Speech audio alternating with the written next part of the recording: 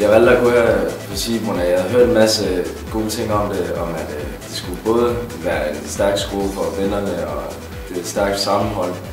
Og linjen fodbold, det skulle både være på et højt niveau, men samtidig også på et sjovt niveau.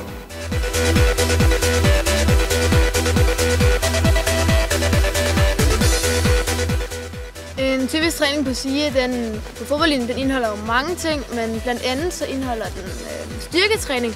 Vi går meget op i at få trænet vores muskler, så vi kan komme ind og få en god nærkamp og vinde boldene, når vi er i kampene og til træning.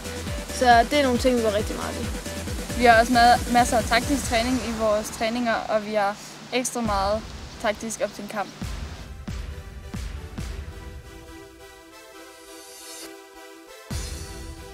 I træningen lægger vi meget vægt på det individuelle. Man skal udvikle sig som fodboldspiller det år, man er her på Strig Idrætsefterskole.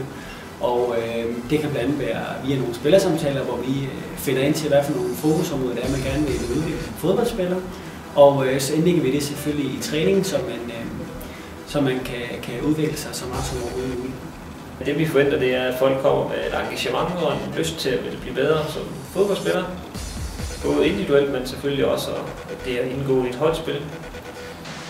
Vi spiller mange turneringskampe, og vi spiller også rigtig mange træningskampe. Men når vi spiller kampe, så er der rigtig god stemning, både i den sammenhold for holddag, og vi bakker hinanden rigtig godt op. Men så er der jo også, skal vi lige huske, at hele skolen, de kommer jo og hæpper og bakker rigtig godt op om os, så der er rigtig god stemning. Ja, det er super fedt at spille kampene, for man føler virkelig, at det er et sammenhold, og vi alle sammen støtter hinanden, både på banen og udenfor. Det bedste ved at gå på SIE, det er helt klart, at vennerne de er her konstant rundt om dig. Du har skolen, som ikke er så hård ved dig igen, så kommer linjen ind over. Du skal vælge Strib Idrætsefterskole, blandt andet for at få rigtig mange venskaber.